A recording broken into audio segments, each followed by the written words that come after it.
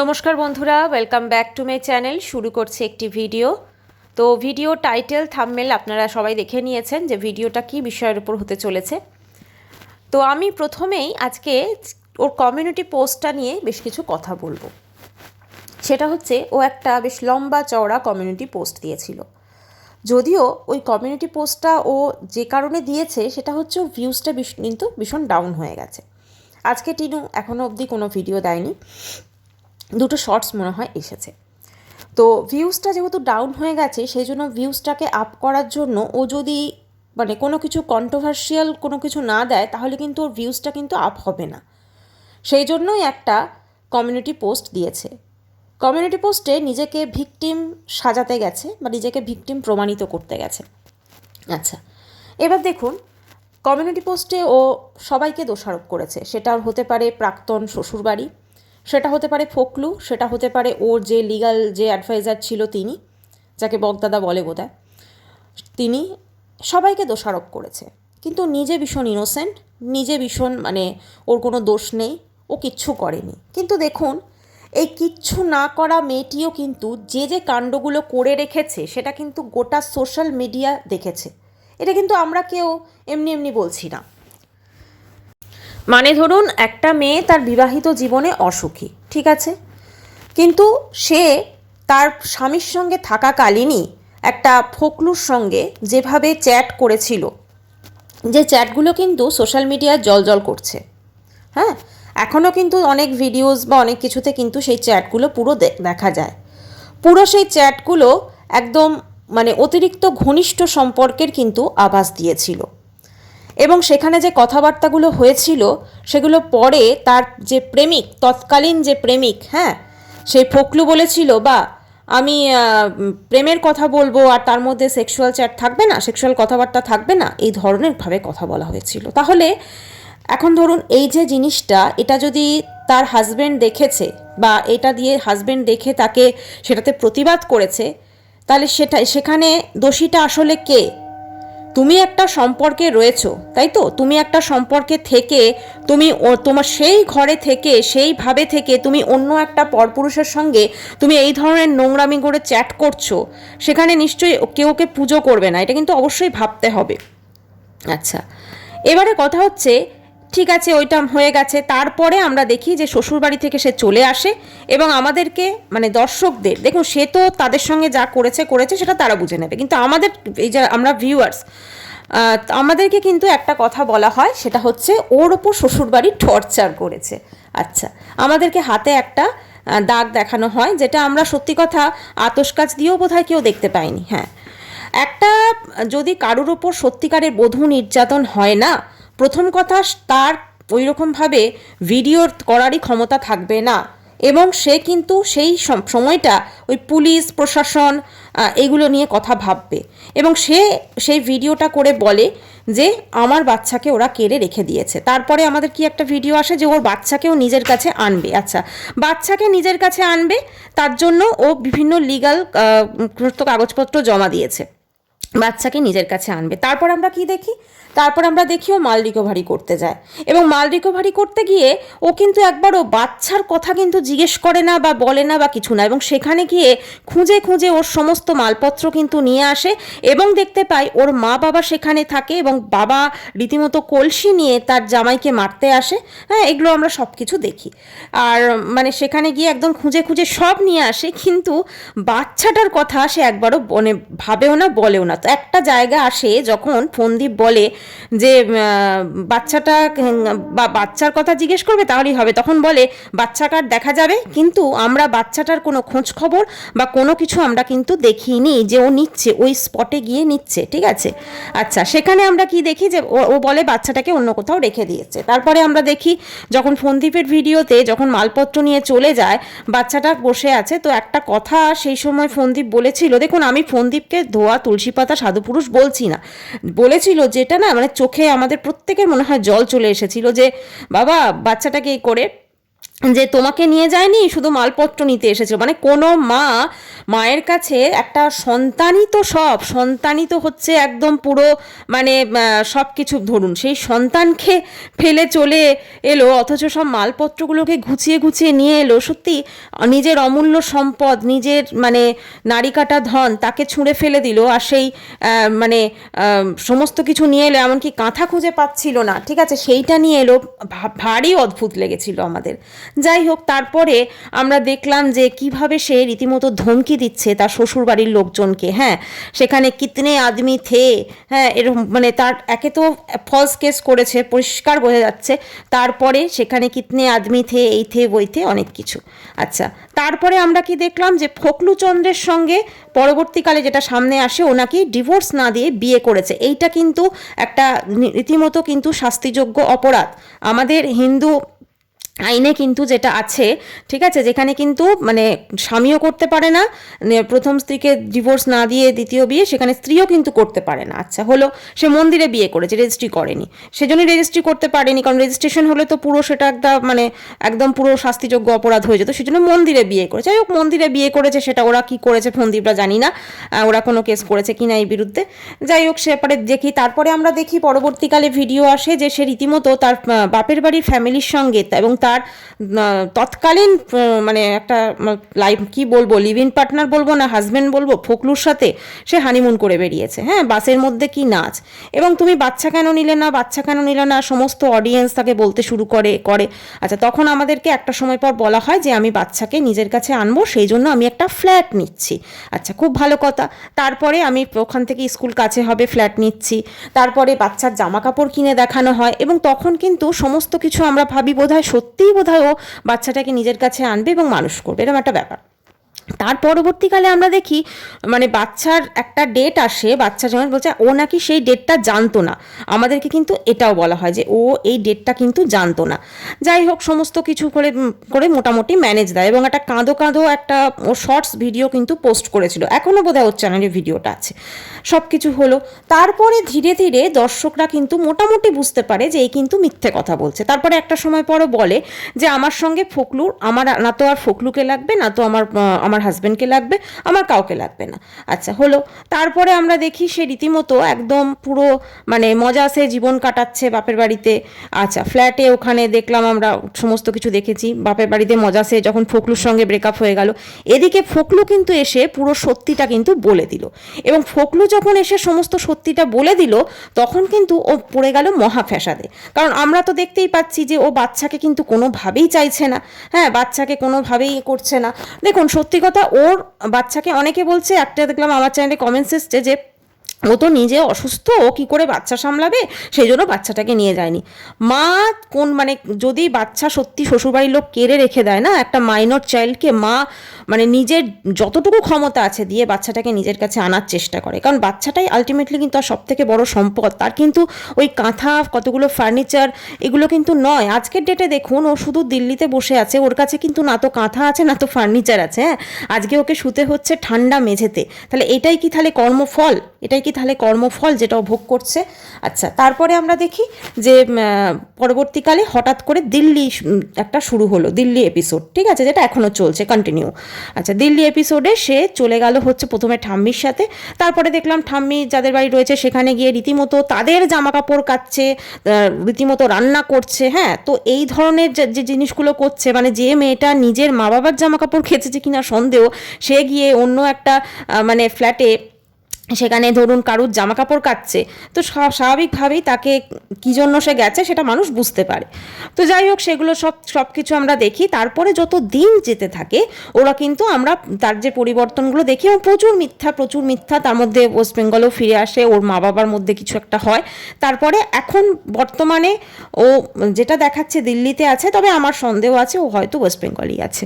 তো এবারে এই হচ্ছে ফুল এপিসোড ওর। তারপরেই কমিউনিটি পোস্ট। দেখুন, এই সমস্ত সমস্ত কিছু করে এবং তার ওর যে বডি ল্যাঙ্গুয়েজ আমরা দেখি বা ওর যে অ্যাটিটিউড আমরা দেখি এখন, ওর যদি সত্যি সন্তানকে পাওয়ার হতো না, ও যদি সন্তানকে না পেতো, তাহলে এই যে মেয়েটা না সত্যিকারের অসুস্থ হয়ে যেত, জানেন তো। যদি সন্তানকে চেয়েও যদি না পেতো, এটাই হচ্ছে মেন কথা। সেখানে একটা মাইনর চাইল্ড ওর সন্তানকে কোনোভাবেই চায় না, কারণ ওর কাছে ওর নিজেকে শুধুমাত্র ভালোবাসে এবং ওর আশপাশে যারা ওর হ্যাঁতে হ্যাঁ মেলাবে তাদেরকে কিন্তু ও ভালোবাসে। আচ্ছা, এই যে দেখবেন ওর দাদা বৌদির সঙ্গে অশান্তি হয়েছে, এই যে আমি দিয়েছি এটা টাইটেলে, এটা কিন্তু যথেষ্ট কারণ আছে। ওর নিজের দাদা বৌদি, এখন দেখবেন ওর না তো এই যে কোনো রকম ভিডিওতে ওর দাদা বৌদির সঙ্গে ফোনে কথা হলো, এমনকি একদিন ওর মানে বৌদি ওর মায়ের সাথে কথা বলছিল, যখন ফোনটা স্পিকারে দেওয়া ছিল, মা তখন বাসন মাজছিল, তখনও বাজার থেকে এলো টিনু, এবং তারপরে বৌদি ওর সাথে কি কথা বলতে গেল, কিন্তু ঠিক করে কথা বললো না, ঠিক আছে। এমনকি টিনু এখন যেটা ভিডিওতে দেখাচ্ছে যে ওর কিছু প্রোডাক্টের জিনিসপত্র নাকি ওয়েস্ট বেঙ্গলে এসে গেছে, তো সেইটাকে নাকি ওর ওই সোনাই কাকা নাকি আছে, সে প্যাকিং করে পাঠাবে, ঠিক আছে। আচ্ছা, কিন্তু অথচ ওর বাড়িতে ওর দাদাটা আছে, ওর একটা ভালো মানে কি বলবো সন্ডামার্কা দাদা আছে, তো সে কিন্তু দেখুন সেটাকে প্যাকিং করে পাঠাতে পারছে না, তাই তো। আচ্ছা, এবারে সে কিন্তু মানে প্যাকেজিংয়ের বা সমস্ত কিছু ধরুন সেও তো পারে যে একটা অফিসে গিয়ে ধরুন ওই ধরনের একটা অফিসে গিয়ে, একটা কুরিয়ার অফিসে গিয়ে সেখান থেকে পার্সেল করে পাঠাতে, না সে কিন্তু পারছে না। কে পাঠাচ্ছে না? সোনাই কাকা। আচ্ছা, এর রিজন যদি মানুষ কিছু মানে জিজ্ঞেস করে, সেজন্য কি বললো না, ও ওই সব কাজের সঙ্গে যুক্ত আছে সোনাই কাকা। আচ্ছা, তো এবারে একটা জিনিস এখানে আপনারা একটুখানি ভেবে দেখুন, সোনাই কাকা এইসব প্যাকেজিং এইসব পাঠানোর কাজের সঙ্গে যুক্ত আছে, এই কথাটা একটু মেলাবেন। আমরা কিন্তু ওর ওই মালপত্র যখন ওই মানে প্যাকেজিংয়ের যে ব্যাপারটা, করে ট্রাকে উঠলো, আবার ট্রাক থেকে ওখানে নামলো, এই জিনিসটা কিন্তু আমরা দেখেছি।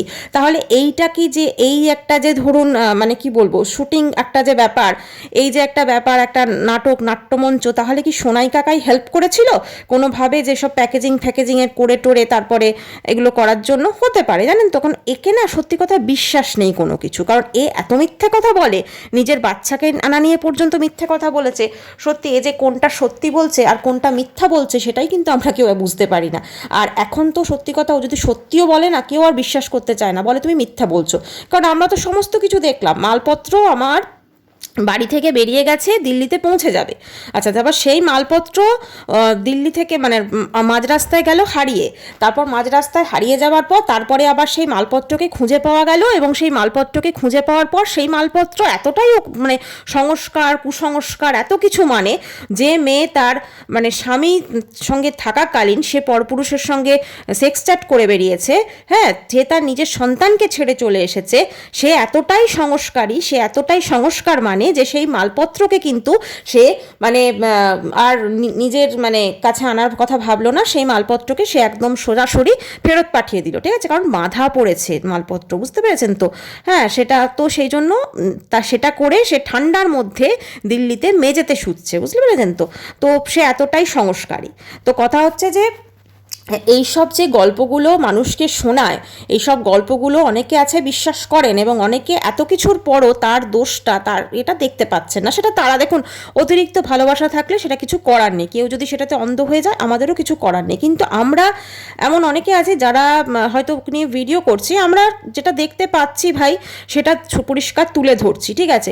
কারণ আমাদের কথা হচ্ছে যে এই ধরনের বেশ কিছু মহিলাদের জন্য কিন্তু আজকে আমাদের সমাজে অনেক পুরুষরা কিন্তু সত্যি কথা বলতে তারা কিন্তু আমরা দেখছি তারাই কিন্তু মানে লাঞ্ছনা সহ্য করছে, অনেক পুরুষরা। আপনারা তো দেখেইছেন ব্যাঙ্গালোরের ঘটনাটা।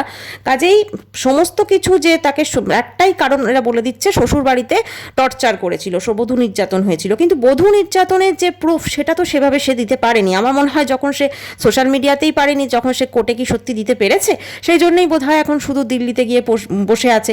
হ্যাঁ, এভিডেন্স হয়তো ওখানে গিয়ে বলতে হবে, মানে দিতে হবে, জমা দিতে হবে, বা হয়তো ওকেও উইটনেস সাক্ষী দিতে হবে, তাই না? হয়তো সেই কারণেই হয়তো শুধু দিল্লিবাসী হয়ে বসে আছে, এটাও হতে পারে। এখন দেখুন, ও সেটা কি করছে ও পার্সোনাল লাইফে সেটা কি ওই জানে, কিন্তু যে ঘটনাগুলো সোশ্যাল মিডিয়াতে এসেছে সেই জিনিসটা নিয়ে মানুষকে তো মানে কোনোভাবেই তো মুখ বন্ধ করা যাবে না, না প্রত্যেকটা মানুষই দেখতে পাচ্ছে। আর এই ধরনের যে কমিউনিটি পোস্টও দিয়েছে, ওর মনে হয় যে ও সত্যি নিজে খুব দুঃখী বা দুঃখ। আরে ভাই, যে মা তার সন্তানকে ছুঁড়ে ফেলে পালিয়ে আসতে পারে, মানে শুধু পালিয়ে আসা তো মানে পরের ব্যাপার, সে ভ্যালেন্টাইন্স ডে সেলিব্রেশন করতে যাচ্ছে, সে বাসের মধ্যে মানে নাচানাচি করছে, সে ধরুন আমরা তো দেখেছি সে একদম সেই ফখরুচন্দ্রের সঙ্গে বাইকের পিছনে বসে বিয়ে বাড়ি চলে যাচ্ছে, তার সঙ্গে বসে বিয়ে করছে। আমি ভাবছি যে মোমেন্টে ও ফখরুর সাথে বসে বিয়ে করছে সেই মোমেন্টে একবার মনে হচ্ছে না যে আমার সন্তানটাকে ছেড়ে আমি চলে এলাম, আমার সন্তানটা আমাকে ছাড়া কি করে থাকবে, আমার সন্তানের স্পর্শটা কি আমি কোনোদিন মানে এই ধরনের ফিলিংস কি করে মানে একটা সত্যি কোনো মেয়ের মধ্যে থাকতে পারে, এটা আমরা সত্যি ভাবতে পারি না। মানে এই জিনিসটা কি করে আমি জানি না, সত্যি এটা আপনারাও হয়তো রিলেট করতে পারবেন, কোনো মা কি করে এই জিনিসটা করতে পারে, মানে এতটা স্বার্থপর। দেখবেন এই যে ম্যান্ডিও যখন পরকীয়া করেছিল, ম্যান্ডি কিন্তু তার বাচ্চাটাকে সঙ্গে করে নিয়ে গেছিলো তার মেয়েকে, এবং মেয়েকে কিন্তু সঙ্গে সঙ্গে সব কিছু, মেয়ের জন্য খাবার করা, স্কুল নিয়ে যাওয়া, তাকে টিফিন করা, সেগুলো কিন্তু করেছে ম্যান্ডি, কারণ ও মেয়েকে ছেড়ে কিন্তু থাকতে পারবে না, এটা কোনো মা কিন্তু পারে না তার সন্তানকে ছেড়ে। কিন্তু একে আমরা কি দেখলাম, এবং শুধু তাই নয়, টিনু তো ছেড়ে দিন, আমি টিনুর মায়ের কথা বলছি, তার মা এবং তার বাড়ির লোকও কিন্তু এটাকে সাপোর্ট করলো, মানে তার ঠাম্মি পর্যন্ত এটাকে সাপোর্ট করলো যে তুই সন্তানকে ছুঁড়ে ফেলে দিয়ে তুই ফখরুর মতো একটা লোকের সাথে তুই বিয়ে কর এবং তুই মানে ঘুরে বেড়া, তুই যা খুশি কর। একবারও ভাবলো না যে এই জিনিসটা যেটা মেয়ে করছে তার ভবিষ্যৎটা কি হতে পারে। তারা ভাবলো যে মেয়ে আমার সোশ্যাল মিডিয়াতে দাঁড়িয়ে যাবে, এই ধরনের ভিডিও করবে, এবং ভিডিও করে মেয়ে তো অলরেডি ফেমাস হয়ে গেছে, মোটামুটি আরও ফেমাস হয়ে যাবে, এবং সেই টাকা পয়সা নিয়ে তো প্রথমে বাবাকে ফোন কিনে দিয়েছিল, তারপর তো শুনেছিলাম ও দাদার বিয়ের জন্য লোন শোধ করেছিল, তারপরে আমরা অনেক কিছু দেখেছি, বাপের বাড়ির জন্য এর প্রতিদিনই শপিং করছে, এই করছে ওই করছে, ঠিক আছে। তো তারা শুধু সেইটুকু দেখলো, মানে তারা ভাবলো যে মধুটা পুরো আমরা খেয়ে নেবো, আর বাকি মানে মেয়ের ভবিষ্যৎ সেটা চুলোয় যাক। আজকে যখন ওর মায়ের সত্যি ভিডিও দেখি, ওর মায়ের একটা ভিডিও দেখছিলাম, হ্যাঁ এই ফল কাটবো, আচ্ছা আজকে দেখলাম ওরা দুজনে বাজার বেরোলো, ঠিক আছে, এরকম প্রতিদিনই বাজার টাজার বেরোয় মাঝে মাঝেই। আমার কথা হচ্ছে রান্না বান্না তো সেভাবে করে না, তাহলে এত জিনিসপত্র, এত সবজি পাতি এগুলো মানে ইউজ হচ্ছে কখন, তাই না? কারণ দুজনে থাকে, দুজনে প্রতিদিনই তো দেখছি হয় এক সেদ্ধ ভাত বা 3টে ডিম সেদ্ধ, ঠিক আছে, এরকম ধরনের খাবার করছে, বা হয়তো পাস্তা বানাচ্ছে, চাউমিন বানাচ্ছে, তো ভাত নাকি ওদের ভালো লাগছে না, ঠিক আছে, মানে বাইরে আছে, ওয়েস্ট বেঙ্গলে বাইরে থাকলেই নাকি ভাত খাওয়া ভুলে যেতে হবে। যাই হোক, সেটা হতেই পারে, শীতকালে অনেকের ভাত খেতে ভালো লাগে না। তো ব্যাপারটা হচ্ছে যে মানে এইরকম ধরনের তাদের হাবভাব, সেখানে এত এত বাজার, এত এত সবজি, যেগুলো যে বাজার করছে, ডেফিনেটলি তো নিশ্চয়ই খাওয়া দাওয়া তো সেগুলো করছে না, মানে কেউ না কেউ তো খাওয়া দাওয়া করছে। এবং আমার আরও একটা ব্যাপারে সন্দেহ হলো, ওরা যখন ওই বাজার করতে বেরোচ্ছিল তখন দেখবেন ভীষণ কথার আওয়াজ আসছিল। মেয়ে তো বেশ চালাক, মেয়ে তো এডিটিং করে সব বাদ দিয়ে দেয়, কিন্তু মা তো পারে না, না মাকে তো বোধহয় মেয়েও এডিটিং করে দেয় না। তো যাই হোক, সেই এডিটিংয়ে কিন্তু অনেক কিছু ধরা পড়ে যায়, এমনই মনে হচ্ছিল যেন ওই ফ্ল্যাটেই অন্য কেউ বসে আছে এবং অন্য কেউ হয়তো আরেকটা কেউ রয়েছে যারা কথা বলছে, এটা কিন্তু পুরো শোনা গেছে। সুতরাং একটা জিনিস তো অবশ্যই, যে ওই ফ্ল্যাটে কিন্তু শুধু টিনুর মা নয়, আরও অনেকেই থাকছে কিন্তু, কারণ 3টে চায়ের কাপ, 3টে ডিম সেদ্ধ, এগুলো কিন্তু অনেক কিছু প্রমাণ করে। প্লাস এত এত সবজি আনছে বা এত এত ফ্রুটস কিনছে, ঠিক আছে, ভর্তি ভর্তি ফ্রুটস, দুজন মানুষের জন্য সত্যি অত ফ্রুটস কি লাগে আপনারা বলুন তো? এবং সেই ফ্রুটসগুলো কিন্তু মানে বাজার ওরা করছে, এবং ধরুন এত ফ্রুটস হেলে নর্মালি কী হয়, যতই ঠান্ডা হোক আমরা ভাবি চলো খারাপ হয়ে যেতে পারে বা এত কেন কিনবো, না ওরা কিন্তু সেই ভর্তি ভর্তি ফ্রুটস কিনছে এবং অনেকটা করে রান্না করছে, যদিও ফ্রিজ নেই, ঠিক আছে। সব কিছু মিলেমিশে কিন্তু জিনিসটাই কিন্তু পুরো অদ্ভুত। এবং আরেকটা জিনিস আপনারা দেখবেন, যখন ওরা দুধ মানে জাল দেয় বা কিছু, সেখানে বেশ অনেকটা করে দুধ জাল দেয়। এবার আমি যদি ধরি ওরা চা খাচ্ছে বা এমনি ধরুন, তারপরও তো দুজন মানুষের কিন্তু অতটা দুধ কি সত্যি লাগে? মানে তারপরে ধরুন দুধ জিনিসটাকে তো ফ্রিজের মধ্যে রাখতে হবে, দুধ তো আর এমনি রেখে দিতে পারবে না, তাই না? তো ডেফিনেটলি নিশ্চয়ই সেই দুধটা ইউজ হয়ে যায়, না হলে কি করে কত জিনিস কিনছে, যেগুলো কিনছে সেগুলো নিশ্চয়ই ইউজও হচ্ছে। তো ইউজ তো দুজন মিলে শুধু করছে বলে মনে হয় না, আরও ডেফিনেটলি কেউ না কেউ আছে। যাই হোক, সেটা তো সব কিছুই এরা মিথ্যা বলে, সব কিছু এরা লুকিয়ে রাখে, তো এইটাও যেমন লুকিয়ে রেখেছে, এক না একদিন সামনে আসবে। আর একটাই বলবো, যে মিথ্যে কথা বললে এগুলো কিন্তু এখন ধরা পড়ে যাচ্ছে, এবং নিজেকেও বিশাল চালাক, বিশাল মহান, বিশাল অনেক কিছু মনে করে, কিন্তু ও যে কত বড় চালাক এবং ওর যে সমস্ত চালাকি কীভাবে দর্শকদের সামনে বেরিয়ে গেছে সেটাও নিজে খুব ভালো করে জানে।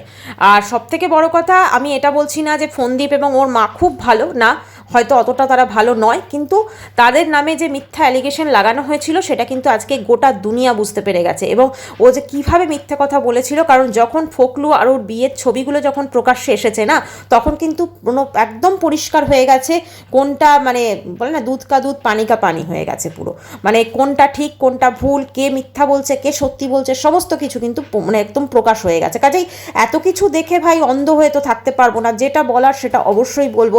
কারণ যদি সত্যি জিনিসটাকেই আমরা তুলে না ধরি বা সত্যি জিনিস নিয়ে আমরা যদি কথা না বলি, তাহলে তো মিথ্যাকে নিয়ে কথা বলতে হয়, তাই না? কারণ যেটা দেখছি সেটা নিয়ে তো অবশ্যই কথা বলতেই হবে। আর একটা কথা, ওই যে দেখছি যে টিনু কমিউনিটি পোস্টটা দিল না, এটা সম্পূর্ণ ওর ভিউজটা ডাউন হয়ে গেছে সেই জন্য। আদারওয়াইজ এটাই হচ্ছে ওর একটা তরিকা যেখানে ও ভিউজটাকে কিন্তু একটু আপ করতে পারে, কারণ ভিউজ কিন্তু ওর ভীষণ দরকার, কারণ ওর ভিউজের উপর ডিপেন্ড করেই কিন্তু ওর আর্নিং সোর্স তো এটা, যেহেতু তোর ভিউজ যদি খুব কমে যায় তাহলে কিন্তু প্রমোশনাল ভিডিও কিন্তু পাবে না। আর যদি প্রমোশনাল ভিডিও না পায় সেক্ষেত্রে কিন্তু এই ওয়াইটি থেকে ওর এই ভিউজে যত টাকা ইনকাম করবে, প্রমোশনাল ভিডিও থেকে কিন্তু আরও বেশি টাকা ইনকাম করে। তো প্রমোশনাল ভিডিও যদি আসা বন্ধ হয়ে যায় তাহলে তো পুরো যে আর্নিং সোর্স বলুন, পুরো যে টাকা পয়সা সেটাই তো কমে যাবে। এবং টাকা পয়সা কমে গেলে তো অবশ্যই মা যে এত তোয়াজ করছে বা মা যে ওর হ্যাঁতে হ্যাঁ নাতে না, বা তুমি যা করছো ঠিক করছো সেগুলো দেখাচ্ছে, সেগুলো তো সমস্ত কিছু অন্যরকম হয়ে যাবে, তাই না? তো মাও তখন বিট্রে করবে, মাও তখন আসল রূপ দেখিয়ে দেবে। তো সব কিছু মিলেমিশে ওর কিন্তু টাকা পয়সাটা ভীষণ দরকার, সেই জন্যই কিন্তু এই সমস্ত কিছু চলছে।